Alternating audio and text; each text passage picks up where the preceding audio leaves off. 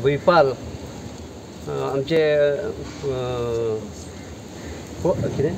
Checkpost बेडशीवाडा, checkpost बेडशीवाडा, Chodankar नगर आणि आमचे सैनिक कॉलनी या सगळ्याकडे आम्ही भोवले आणि आता चोडणकर नगरान हांगासर येयले आम्ही भोवले.